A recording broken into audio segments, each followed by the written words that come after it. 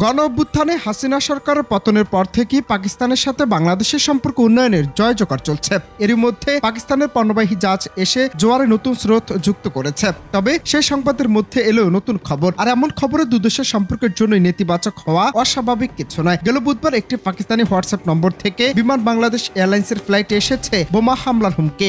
গেল বুধবার ডিএমপি তাদের ভেরিফাইড ফেসবুক পেজে একটি পোস্ট দিয়ে এই তথ্য জানিয়েছে, জানিয়ে এখন জনমনে আতঙ্ক।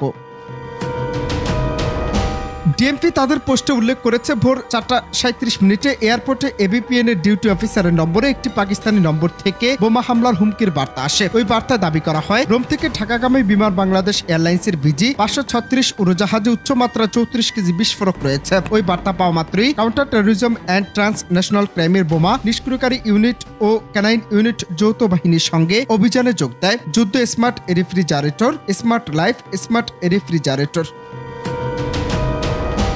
বিমান বাংলাদেশ এয়ারলাইন্স এক সংবাদ বিজ্ঞপ্তিতে জানিয়েছে যে ফ্লাইটে বোমা হামলার হুমকি দেওয়া হয়েছে সেটিতে তল্লাশি করে কোনো কিছু পাওয়া যায়নি। এরপর বেলা 1:30টার দিকে সব যাত্রী নিরাপদে বিমানবন্দর ত্যাগ করেন। ফ্লাইটটি ইতালি রোম থেকে সকাল ওই দিন 9:20 ঢাকায় আসে। পথে ফ্লাইটটিতে বোমা হামলার হুমকি দেওয়া হয়। বিমানের জনসংযোগ বিভাগের মহাব্যবস্থাপক বিজ্ঞপ্তিতে জানান, বিমান বাংলাদেশ এয়ারলাইন্সের ফ্লাইটটি গতকাল মঙ্গলবার রাতে ইতালি রোম থেকে উড্ডয়ন করে সকাল 9:20 ঢাকার হযরত শাহজালাল আন্তর্জাতিক বিমানবন্দরে নিরাপদে অবতরণ করেছে।